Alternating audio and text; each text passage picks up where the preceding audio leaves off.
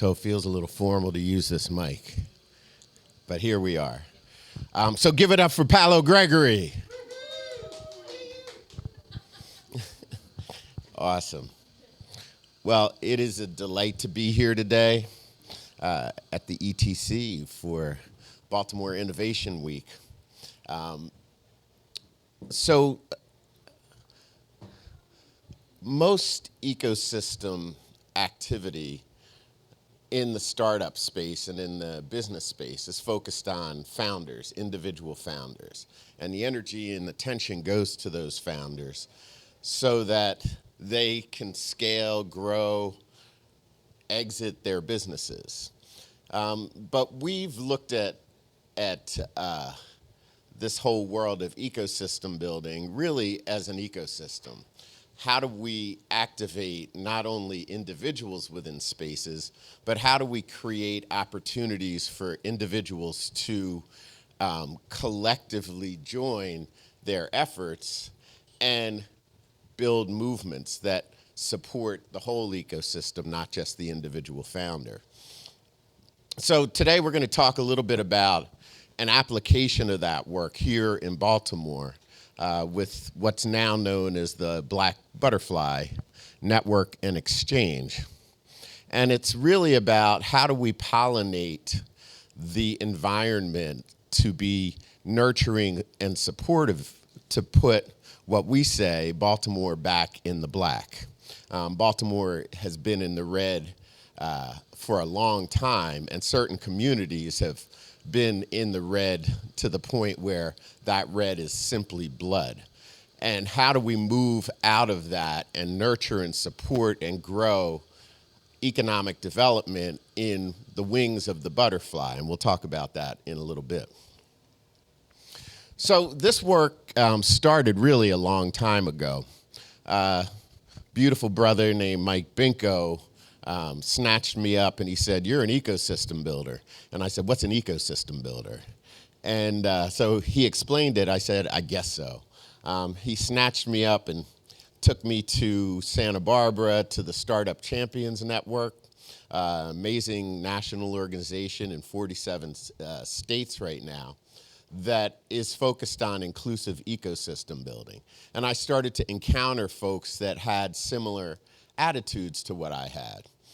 And that eventually led to attending the Kauffman eShip Summit in 2017, the first summit, where they brought about 500 ecosystem builders to Kansas City to talk about and jam about and dream about what this work really is. I was fortunate enough to be able to be one of their fire starter keynote folks for that, bringing the notion of Kohato to that space. And we'll talk a little bit about Kohato in a short minute. But what I learned in that moment was that there was a whole universe of folk who were looking not just at individual foundership, but we're looking at how do we support growing environments that are supportive to startups, especially startups in communities that have been systemically oppressed. Kauffman launched what they called the eShip Communities Initiative, and that initiative was really about how do we test, can we put some resources into a community that's ready and has need that will actually tip something to grow ecosystem. And they chose 4 communities. We leveraged them a lot. We leaned on them, twisted arms, et cetera, to bring them to Baltimore because we thought Baltimore is in a prime place for that. The need is great, and there's such incredible talent and wisdom and genius here. How can we do that? And Kauffman Foundation hired Forward Cities, which is a national organization focused on this work, now led by Faye Horwit, an amazing sister who's been doing this work as I was, not knowing what ecosystem building was, but eventually found the space to really do this work nationally, and they've worked with communities all over the country to support this kind of effort. And Faye visited all 4 communities. There was Long Beach, California, Kansas City, Rio Grande around the Santa Fe, and down into the native communities, and Baltimore. And she visited all those communities and came back to Baltimore and said she wanted to be very directly involved in that work. In the other 3 communities, they hired what they called local directors, and they paid individuals to do the kind of coordinating and network building in those communities. And she said she wanted to direct Baltimore in addition to doing what she was doing. And she did a phenomenal job, but it was also really present that you can't guide Baltimore from a remote space. You gotta be here. It's a ground level place, and it's a place that is skeptical about outside folk. They also are skeptical about inside folk. So Baltimore is just flat out skeptical. So Faye decided then to pass the mantle of that work onto Kohato, my organization, who has been doing this work nationally in a variety of ways. And, we worked very collaboratively, and we said, we don't want a director. We want an organizer, somebody that's going to work to connect folks, not direct folks. And so we took over. We brought a group of amazing folks that we call our council, Stewardship Council. We brought them together to begin to identify what's going on in the community, what is needed. And you can't do that from a table. You have to do it from the ground. And so we began with a variety of folks who really were not the top tier folks that are at all the tables, but who had connections broadly. And we really look at ecosystem builders not just as folks who are organizing stuff, but folks who are natural connectors. They're web weavers. They're the ones who are usually invisible in the spaces because they're working behind the scenes, not in front of the scenes. And so we brought that council together, and we asked them what was going on in Baltimore. And it's going to be helpful to look at kind of an architecture that we look at that's around what is this system that we're trying to shift, and how does it work, and how does it function? And for doing a lot of equity work for almost 30 years, you start to see patterns form in the way things are constructed, and who has access and who doesn't get access, and who gets pressed down. Now, this may seem obvious, but there's really a systemic architecture to the way things run in almost every environment really around the planet. And so many years ago, I was playing dominoes with a friend of mine. And we were in Minnesota. He grew up in West Baltimore in the hood, but transformed his life, became an amazing photographer, moved to Minnesota, and was very successful. And he's also very competitive. So we were playing dominoes as we did when he was back here, and we were throwing the dominoes down on the table. We were cussing each other out. We were talking about each other's mamas and families and everything the way you might do if you're playing that kind of game, especially dominoes. Sometimes tables get turned over in the game of dominoes. And I was playing for like 3-4 hours straight with this cat, and I was sweating, and it was rough. And I threw the pieces down on the table, as you often do with dominoes, and I said, this game is keeping us in this mentality, fighting and fussing with each other, just as virtually every other game on the planet does. And it's the game that's being played globally that's keeping us in this mindset, and in particular, men who are really pitted against each other, but that creates this whole systemic thing that is perpetuated over and over again. And I said, we need a new game, a different game. But in order to do that, we need to understand what the original game looks like. So I look at everything as operating systems. I'm a dyslexic cat, I'm ADD, and folks think those are disabilities. I really see them as superpowers. And dyslexia is really a pattern thinking. It's not that we just can't line up numbers, it's that we see numbers differently. And as somebody who's looking at that, you start to see patterns broadly all around every system that's around. There's an operating system. We as individuals have operating systems. Every particle in the universe has an operating system.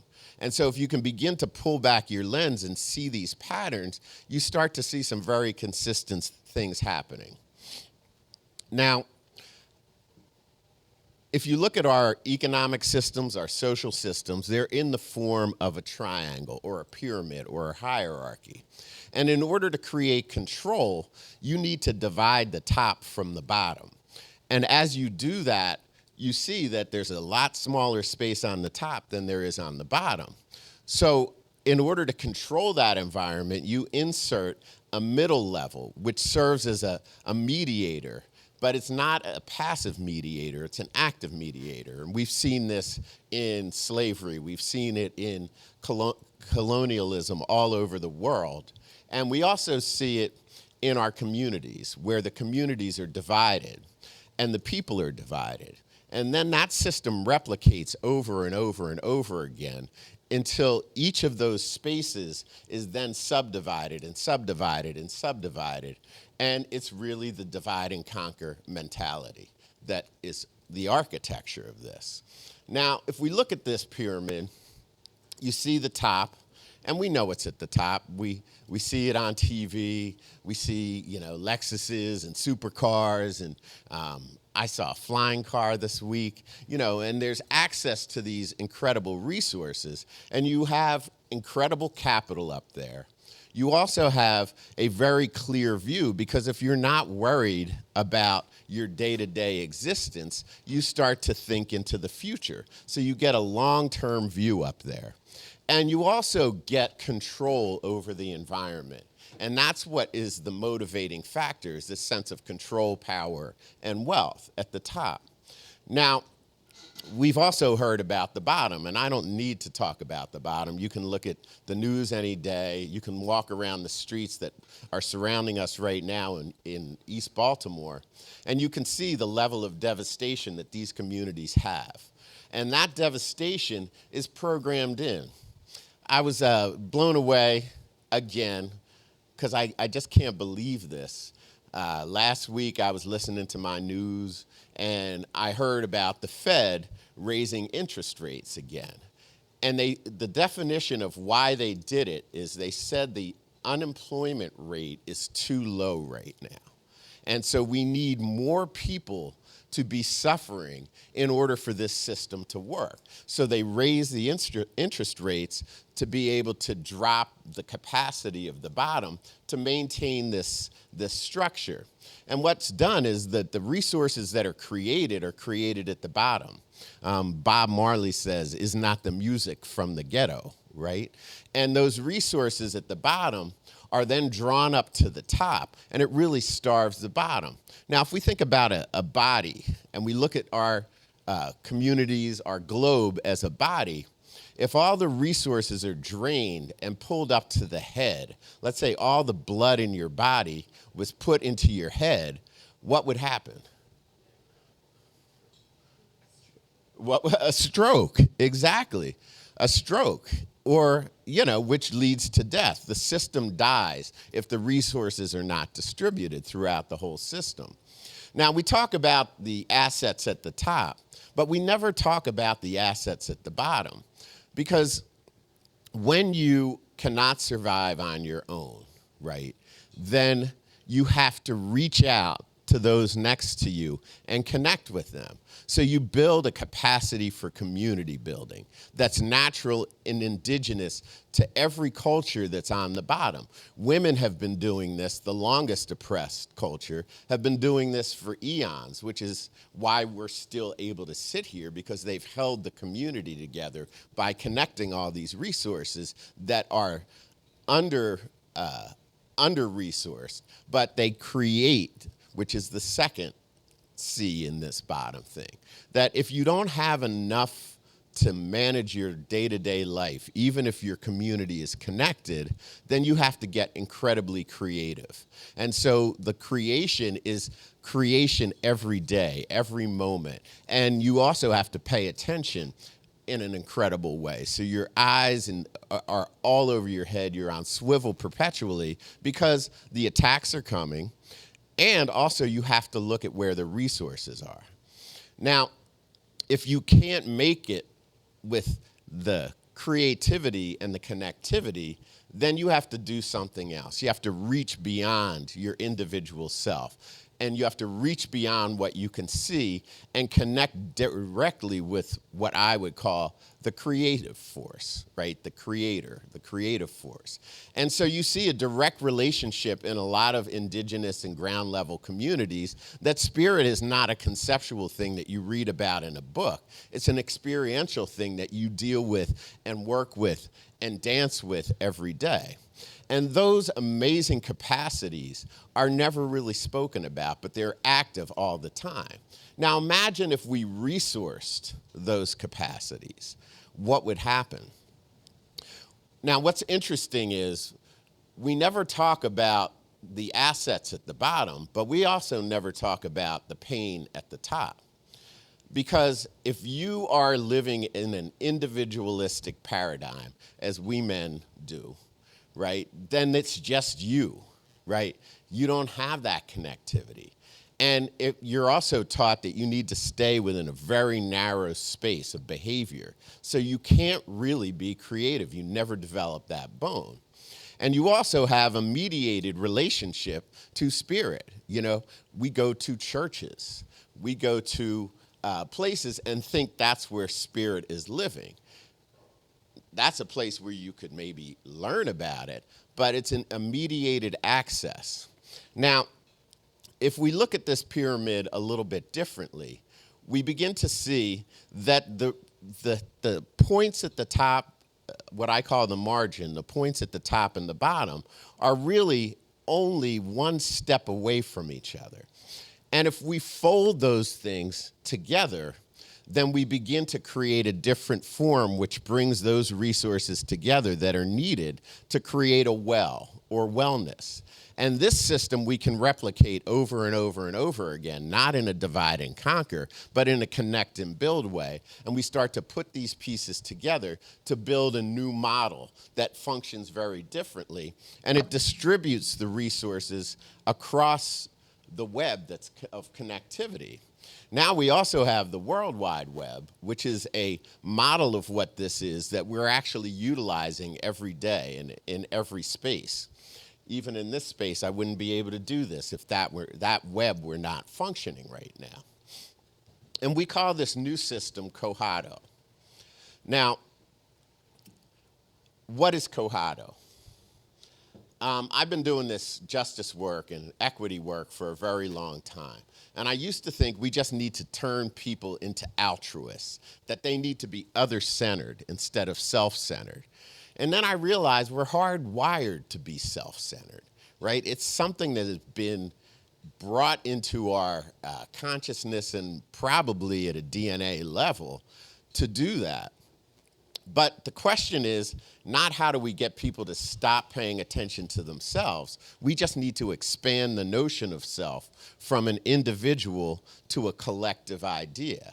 Now, if self was seen as a collective idea, then all the resources would go where they need when we were being selfish, because selfish means I got to take care of you, and I got to take care of you, and I got to take care of you, and I got to take care of you, and you, and you, and you, and you. That's a lot of work. And it has been a lot of work. The sisters will tell you how much work that is. And also the folks that are trying to hold up the community no matter what gender they are. It's a lot of work. But if everybody were doing that, that means that all of you all would be taking care of me too. And that seems like a fair bet, right? So how do we do this? In South Africa, where all of this inspiration has come from, there's a word that we don't have in the English language because we don't have this notion in the Western world, because that notion would flip the way this whole thing works. And that word is Ubuntu. Can you say that? Okay. Now, Ubuntu means that we are responsible for each other's well-being, or I am because we are, how it's said in another way. And we've got to translate it in a way that has many words because we don't have the idea and we don't have a word for it. So let's look at this system a little bit differently. If we were to say, what is this about? It's about maximizing assets for the community by connecting our pieces. We all come with many pieces. And if we can put those pieces together, every time we put them together, it creates a new possibility. So if we can connect our pieces and create assets for the community, and do the second half, which is eliminate waste, which means don't leave anyone hanging. Don't leave a single being hanging, which is what Ubuntu instructs us. Then we create a new model that is something that can be created at a micro level, at the family level, literally, but it could also be created in East Baltimore and West Baltimore, and in the state of Maryland, and in the country, and in the globe. We can start linking these pieces the same way the web is linked in the webosphere. So let's talk about Baltimore a little bit. So we began this process by doing some research and trying to understand what's going on in Baltimore with the folks that are here. And if you look at this chart, I know you can't read it. I can't even read it from here. But this is, what are the startups in Baltimore? How are they funded, right? And 2/3 of the startups are funded by friends, family, and credit. And I'll show you. This big green ball is the money that personal individuals use to start their companies, right? And they use that money that they either have themselves or money they have from their families. And that's 66% of the dollars that are starting up come from that in Baltimore. Now, the second biggest one right here is access to credit, either credit cards or credit by getting loans. Now, if you have the capacity to do that, then you can start up. But if you look at this, that's really 75% of the dollars that support startup are not accessible in what we call the black butterfly. Now, the black butterfly was articulated by Lawrence Brown, and what he did was he measured all the determinants of health across a lot of different dimensions: economic dimensions, health dimensions, social dimensions, et cetera. And the same pattern kept coming up over and over again, which was the shape of the butterfly, which is East and West Baltimore and South Baltimore.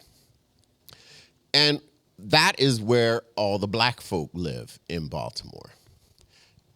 It's not an accident. If you do this in any community, any city, you'll see a very similar pattern. It may not be east-west, it might be north-south, but often it is east and west. Now, over here is the most startling statistic. So this is black wealth as compared to white male wealth. So if this is $1, right, then this is a dollar that white males statistically make. And if you look at black females, they make about 65%. Again, these are Baltimore statistics, 65%. And if you add in the males, then you get exactly 3/5 of a dollar. Now, what does that remind you of? This is the interactive part. 3/5 of a person. There was a 3/5 compromise that was created to ensure that the power of the aggregated enslaved folks were not counted politically as a full being. They were counted as 3/5 of a person. Now, that 3/5 of a person we thought had ended, right?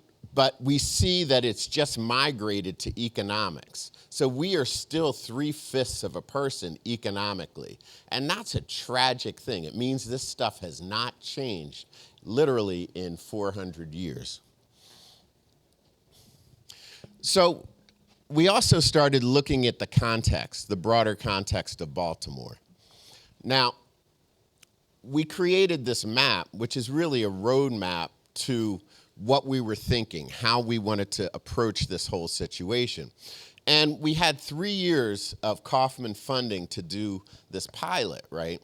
And we spent the first year and a half learning and understanding and projecting and designing.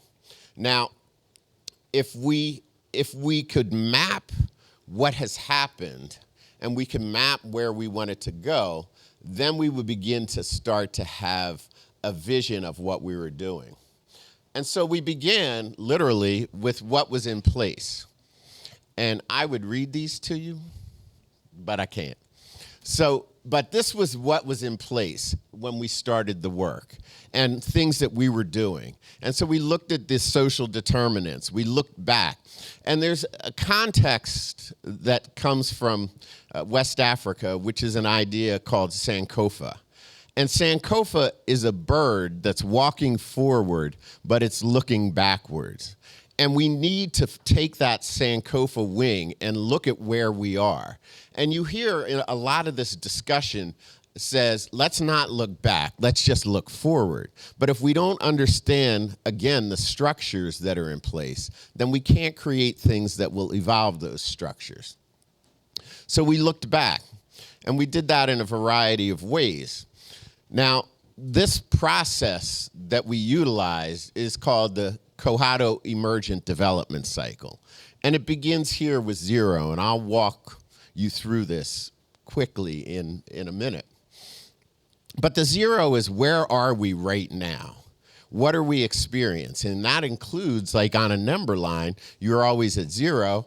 You look back in the negative numbers, and you look forward in the positive numbers. And then you start to design. Now, if we look at traditional strategic planning, it begins at this 0, too. Like, what are we trying to get done? And then it immediately jumps to the 4, which is structure. How are we going to do it? Who's going to do what, when, where, and how, right? And that structure is usually designed by the same folks. And you see them in every context at the table. I remember when we used to go to meetings that all the same faces were at the meetings in any given context, right? And those were the folks that were doing the design stuff and managing the projects and running the organizations and the companies, right? And they were usually designed in that male paradigm that we talked about. So if you have all the designers, they don't have to be just men, but all the designers are using the same design theory, then you're going to get the same outcomes.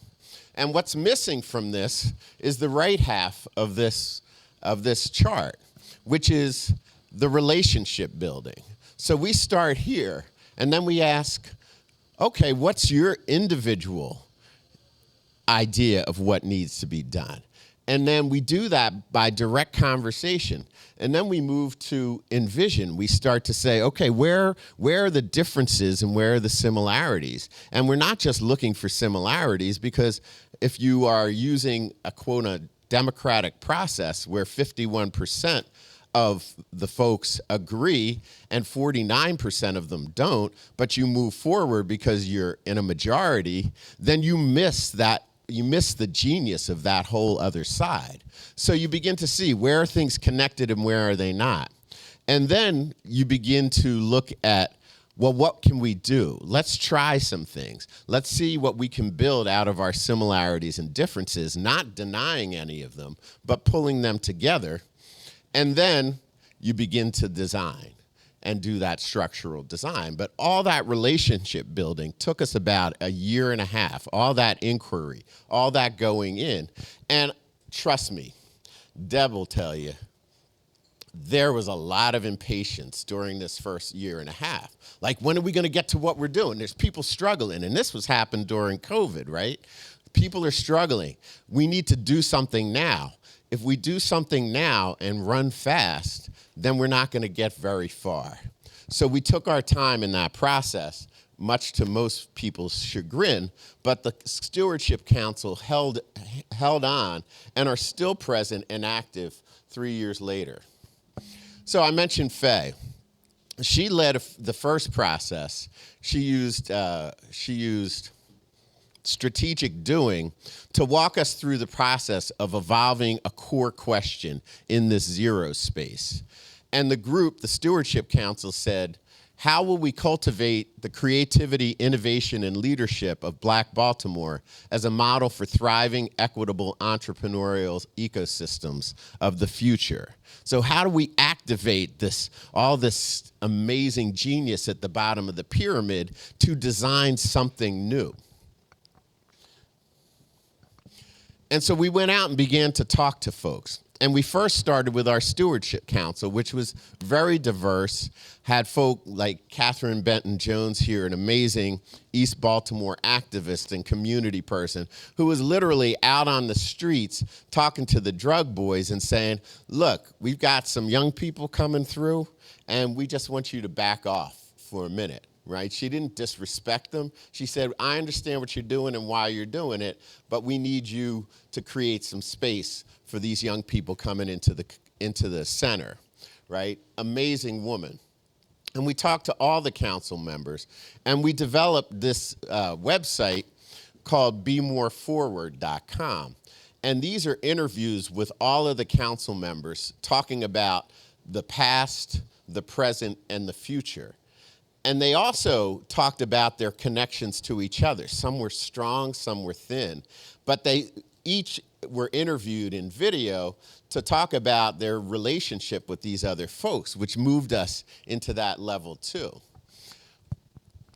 And then we went out to Mike Binko, who is the head of Startup Maryland, co-founder of Startup Maryland, brought his big old bus down to Baltimore, and he said, he does tours all over, bus tours for entrepreneurship all over the state. He said, during COVID, during this tough time, we're going to focus all of our energy on Baltimore and the Black businesses here. So he brought the bus down, and we talked to a lot of folk all over the city and videotaped them and asked them the same question. What's your perspective on where you are? How's it going? How's it going during COVID? Are you being supported? Are you accessing the resources? Or are you struggling? And a lot of them were struggling, but a lot of them utilized that opportunity to pivot or create new things. And there was an incredible level of creativity in that space at that time. So we learned basically three things. The first thing we learned was that the folks that we talked to were largely not accessing the supports that were going to the white founders. They couldn't get it. And, you know, there was all the PPP stuff, et cetera, that was happening during that time. And they were unable to access that resource for a variety of reasons. Their books might have not been tight because, you know, they start a business, get it going, and nobody's sitting over their shoulder saying, you know, did you file this? Did you do this? So they were blocked because of that. They also might not have been in business for long enough. Maybe they started their business 6 to 8 months ago, and if you didn't have a track record, you couldn't access PPP. But the biggest thing was that they didn't hear about the grants and other opportunities until they were either all distributed or the opportunity was over when they heard about it. So they got none of that support. A couple of folks got a little bit of it. And it was only in the second round when they started shifting the way they were distributing those funds. I'm sorry. So the second thing was that the businesses felt very disconnected during that time, and they wanted to be able to connect with each other. The little gatherings that were happening were not happening. Their business, if they were doing well, their businesses were so busy they couldn't get out of the space. And thirdly, we focused on restaurants and retailers because those were the ones who were hardest hit. And they were also the ones folks are going to come back to first. And they're the ambassadors, the ones that are connecting with a lot of people. And so they could be great pollinators for this effort. And the third thing they said, we need places to connect. If we can't connect physically, we need virtual spaces to connect. And we also, as we're coming back, need to start connecting with each other in a face-to-face, real way, which is how folk on the bottom of the pyramid generally work. And that's another reason they couldn't access it, because their focus is not being on email. Their focus is connecting directly. And so all of those resources that are coming through the computer, and that's not where they spend their time. So we then articulated, that's where the Black Butterfly was born. And it was inspired by Lawrence Brown's work. And I remember driving, I don't go on vacation very long, or very much, but I was on a 2-day big vacation, and I was driving down the road, got a call from Lawrence, a return call, and Lawrence says, what do you need? And I said, this is what we're trying to do. And he asked me like a dozen questions. He probed me. Are you really focused on black folks? Are you really focused on the butterfly neighborhood? And I answered, we are focused on black founders and small businesses and growth businesses. And we're focusing there first so that we can start to build relationships. And then we will move towards looking at the geography of Baltimore that's articulated by the butterfly and start planting those resources and supports there to grow community. And we had a half-hour conversation. At the end of that time, he said, you have my blessings to use the moniker. And so that was a real blessing. And he's also been dialed in very strong. He's been to many of our events. He's presented these findings to our cohort members, et cetera. So then we said, okay, what does this butterfly actually look like? And what's it sound like? And how do we begin to share the information about this?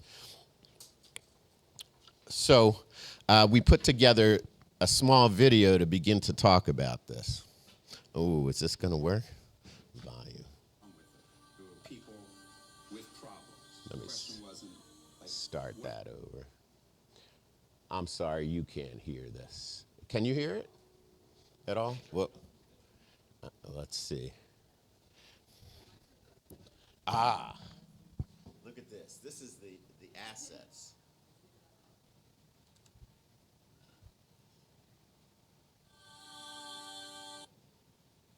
Come on.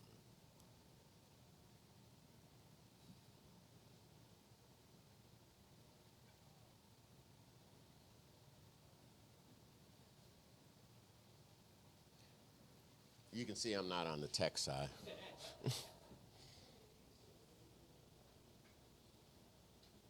Here we are.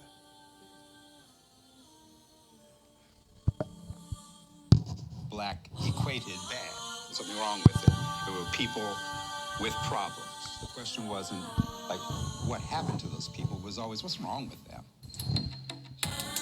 We think sometimes of the institution of slavery as physical labor, but it's the knowledge and the expertise and the appropriation of that knowledge and expertise that created vast wealth in this city that scaled up to the entire nation.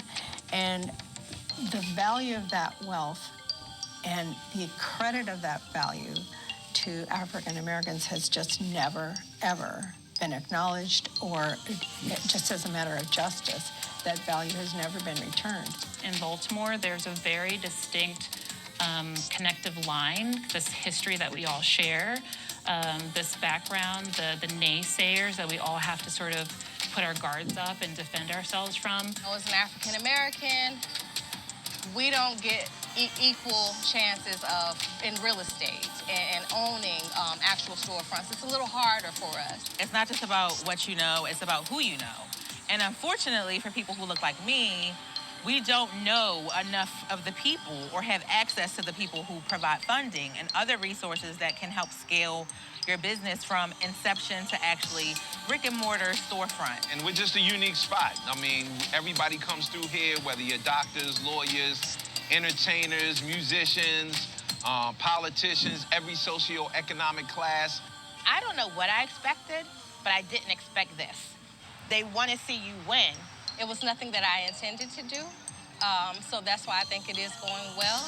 I was encouraged to do it, thought about it as I was encouraged, but one day, I promise you, God said go, and from there, it's become this. For them to see me be young, black, and like in charge, it's like, it's lit for them. Not only here for the city, but to potentially create a blueprint and a model for the country that could really change some things. That Baltimore offers a phenomenal opportunity since the infrastructure is still there for small business and for entrepreneurship. Continue on, don't give up.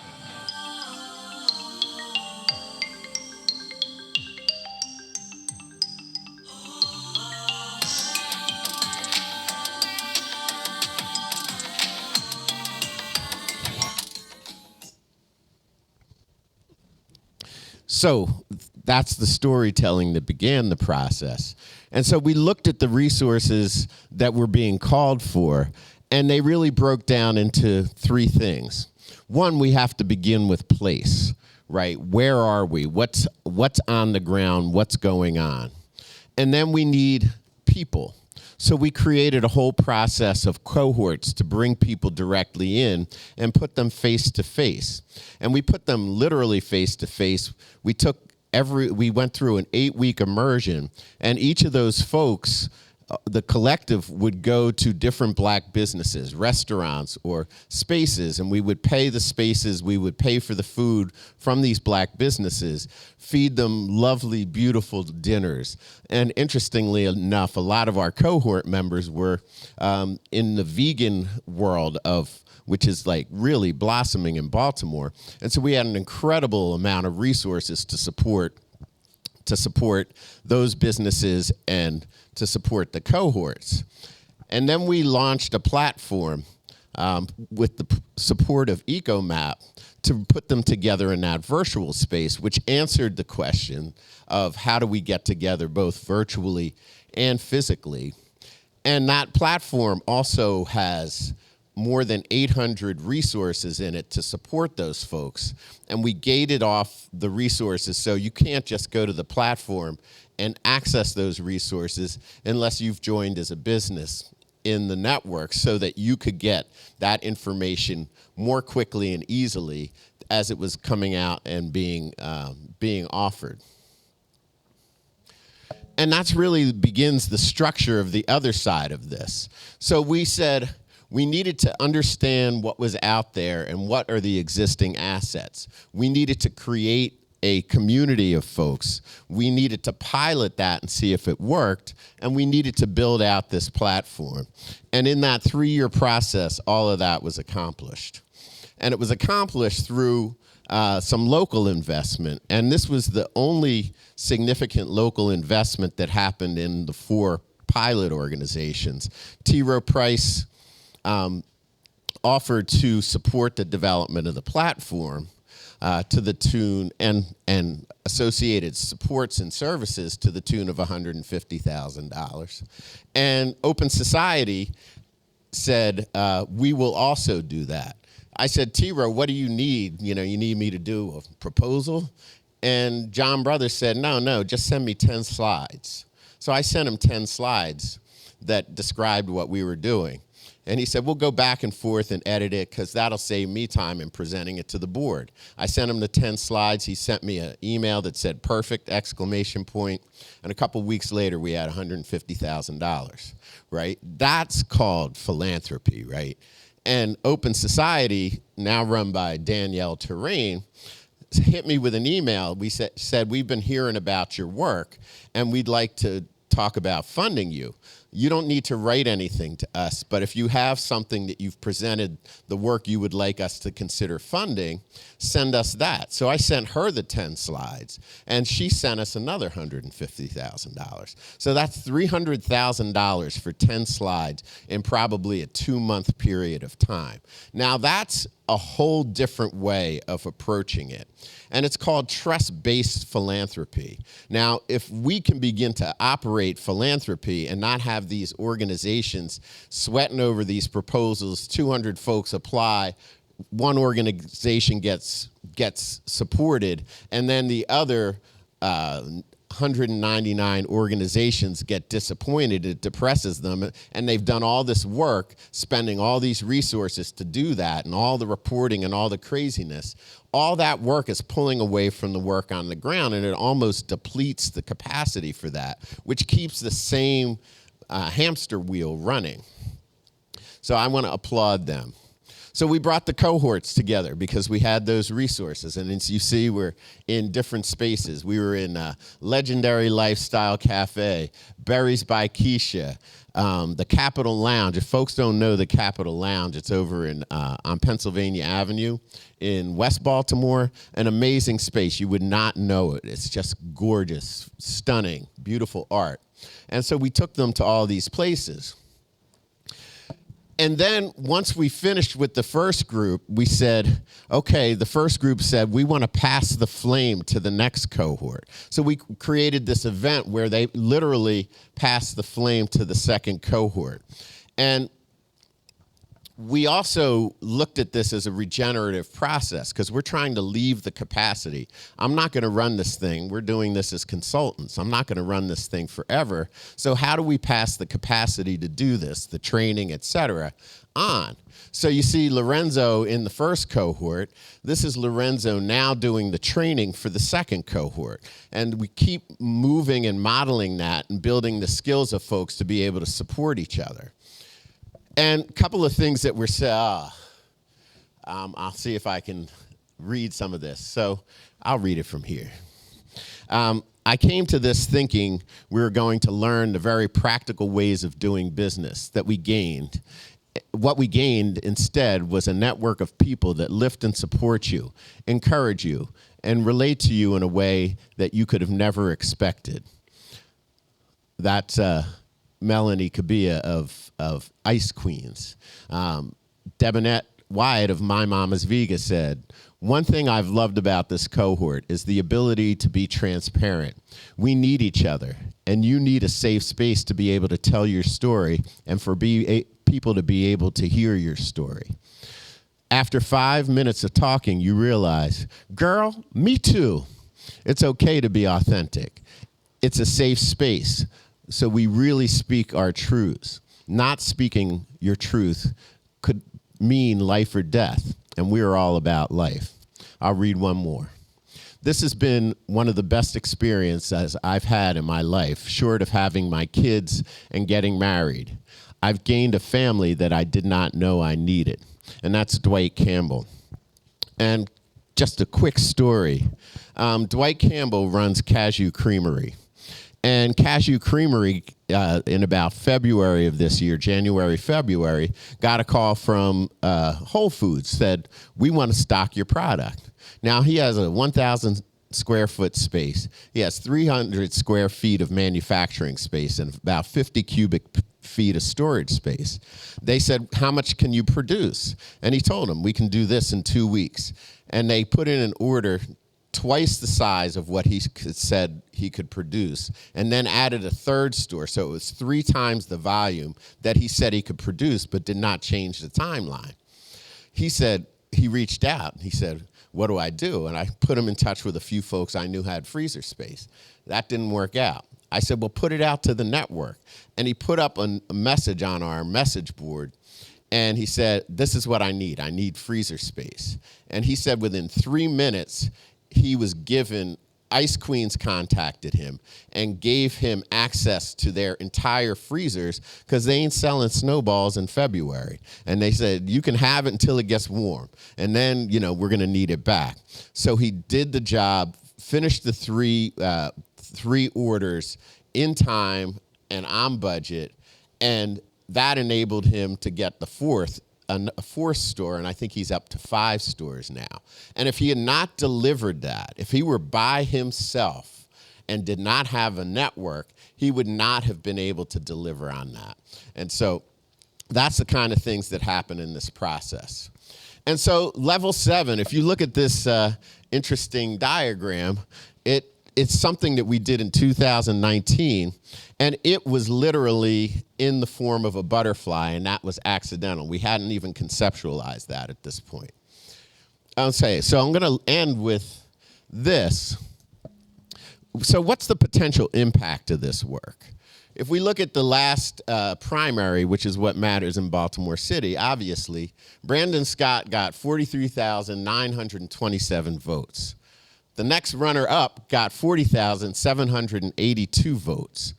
That was 3,145 votes that made the difference between that decision, right? Now let's do the math on the other side. Our current cohort members, we're at 3 cohorts now, 15 apiece. We're at 45 folks. These folks easily have 500 relationships that they could cultivate over, let's say, a 6-month period. Let's say we wanted to put in a bill like the youth fund to fund entrepreneurs, right? And we needed those votes. Those 45 folks could command 22,500 individuals to support that with connected effort and being on the same page.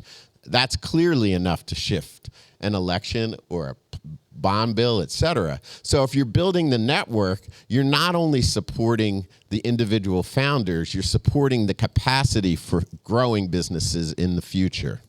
And I'll leave you with this.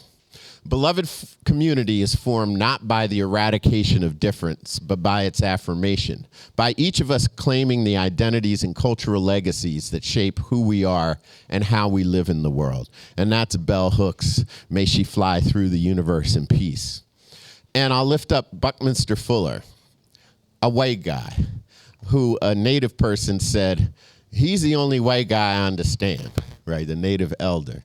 And he said, you never change things by fighting against the existing reality. To change something, build a new model that makes the old model obsolete. And that's really the movement that we're trying to do now. And I thank you all, and I bless you, and I love you, and come connect with us. Peace and blessings.